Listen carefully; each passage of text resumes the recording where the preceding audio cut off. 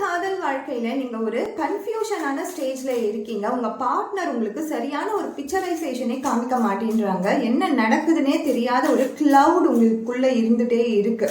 அது உங்களை ஒரு நெகட்டிவான ஃபேஸ்க்கு கொண்டு போயிட்டு இருக்கு. உங்களுடைய எனர்ஜியை ட்ரெயின் பண்ணுது. உங்க எனர்ஜி ரொம்ப காமாவே இல்லை, ஒரு ப்ரெஷராகவே இருக்கு இப்படின்னு நினச்சிங்கன்னா உங்களுக்கான ரீடிங் இதுதான். ஸோ இது ரெசினேட் ஆகலைன்னா கட்டாயம் பார்க்க வேண்டாம். உங்கள் லவ் ஏஞ்சல் உங்களுக்காக கொடுக்கக்கூடிய மெசேஜ் அண்ட் கைடன்ஸ் என்ன அப்படின்னு நம்ம ப்ராப்பராக பார்த்து தெரிஞ்சுக்கலாம்.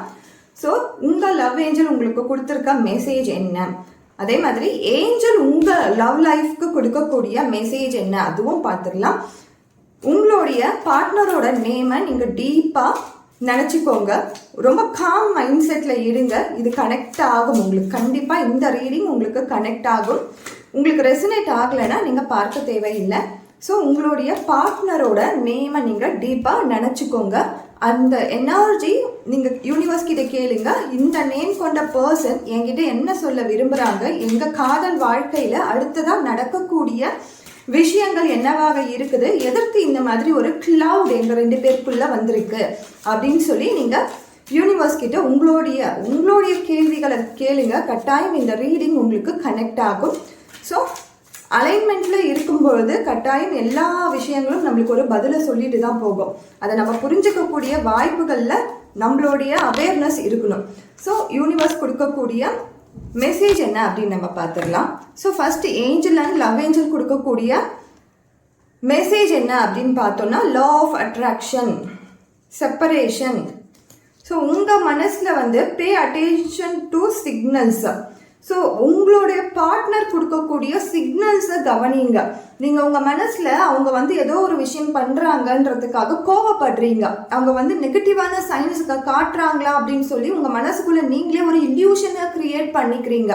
ஆனால் அந்த இல்யூஷன் கடந்து அவங்க என்ன தான் சொல்ல வராங்க, இத்தனை நாளாக நாங்கள் பயணம் பண்ணியிருக்கோம், இந்த காதல் வாழ்க்கையில் 2 பேருமே சேர்ந்து பயணம் பண்ணியிருக்கோம், ஆனால் இப்போ இருக்க தருணத்தில் அவங்க என்ன பண்ணுறாங்க அப்படின்னு சொல்லி புரிஞ்சுக்கோங்க. கோவப்படுறதாலேயோ அழறதாலேயோ கஷ்டப்படுறதாலேயோ இதுக்கு தீர்வு கிடைக்காது. நீங்கள் அந்த அட்ராக்ஷனை கொண்டு வாங்க, அந்த லவ் அட்ராக்ஷனை கொண்டு வாங்க. பாசிட்டிவான மைண்ட் செட்டுக்கு போங்க. கண்டிப்பாக உங்களுடைய லவ் லைஃப்பில் ஒரு சேஞ்சஸை நீங்கள் பார்ப்பீங்க. இப்போ இருக்க ட்ரூ ரியாலிட்டியை அக்செப்ட் பண்ணுங்க. இந்த ட்ரூ ரியாலிட்டியில் நீங்கள் பண்ண வேண்டிய விஷயம் என்னவாக இருக்குது அப்படின்னு நம்ம பார்த்தோன்னா, pay attention to signs, be noticed or not considers. நீங்கள் எதெல்லாம் நோட் பண்ணாமல் இருக்கீங்கன்னு பாருங்கள். இப்போ இருக்க சிச்சுவேஷன் உண்மையாகவே உங்களுடைய பார்ட்னர் ஏதோ ஒரு பிரச்சனையில் இருக்காங்களா, ஆர் ஏதோ ஒரு சஃபரில் இருக்காங்களா, அல்லது ஏதோ ஒரு பர்சன் கூட இப்போ டேட்டிங்கில் இருக்காங்களா அப்படின்னு நீங்கள் புரிஞ்சுக்கோங்க. எடுத்த எடுப்புலையே அவங்க போயிட்டாங்க, அவங்க வேற ரிலேஷன்ஷிப்பில் இருக்காங்க அப்படிலாம் யோசிக்காதீங்க. உங்களுக்கு தெரியும் உங்களுடைய பர்சனோட எனர்ஜி எப்படி இருக்கோ, அவங்களோட பிஹேவியர்ஸ் எப்படி இருக்கும்னு தெரியும். ஸோ அதற்கு ஃபஸ்ட்டு அட்டென்ஷன் கொடுத்து அந்த பிஹேவியர்ஸை பாருங்க. ஸோ செப்பரேஷன் இருக்காது. ஆனால் என்ன நடக்கும்னா, பார்ட்னர் ஒரு விதமான கன்ஃபியூஷனில் இருப்பாங்க. அவங்களுக்குள்ளேயே ஒரு கன்ஃபியூஷன் போயிட்டுருக்கு. So universe there is something better அப்படின்னு சொல்லியிருக்காங்க. இந்த ஏஞ்சல் கொடுக்கக்கூடிய மெசேஜ் என்னவா இருக்கு, there is something better. இன்னும் பாசிபிலிட்டிஸ் இருக்கு. உங்கள் பார்ட்னர் உங்க கூட சேர்றதுக்கான பாசிபிலிட்டிஸ் இருக்கு. இந்த கிளவுட் எல்லாம் மூவ் ஆகி ஒரு கிளியரான மேகம் தெரிகிற மாதிரி உங்கள் லைஃப்லையும் உங்கள் காதல் வாழ்க்கையிலையும் எல்லா அப்டக்கல்ஸும் நகர்ந்து போயிட்டு ஒரு நீட்டான ஒரு பர்ஃபெக்டான ஒரு ரிலேஷன்ஷிப்பாக இருக்குது. பட் நீங்கள் என்ன பண்ணணும், இது 2மே ட்ரஸ்ட்டு தான், நம்பணும். நான் முன்னாடியே சொன்ன மாதிரி தான். நீங்களே ஒரு இல்யூஷனை கிரியேட் பண்ணிக்காதீங்க. இதுவாக இருக்குமா, அதுவாக இருக்குமா, இது இந்த மாதிரி நடந்திருக்குமா அப்படின்னு சொல்லி கற்பனையில் உங்களுடைய ஓவர் திங்கிங்கை கொண்டு போகாதீங்க. கொஞ்சம் காமாக செட்டில் டவுனோட இருங்க. உங்கள் சோல்மேட் உங்களை நோக்கி பயணம் பண்ணுவாங்க. ஸோ உங்களை நோக்கி அவங்க வரதான் செய்வாங்க. உங்கள் எனர்ஜி ஹீல் பண்ணுங்க. நீங்கள் உங்களை ஃபஸ்ட்டு ஹீல் பண்ணுங்க.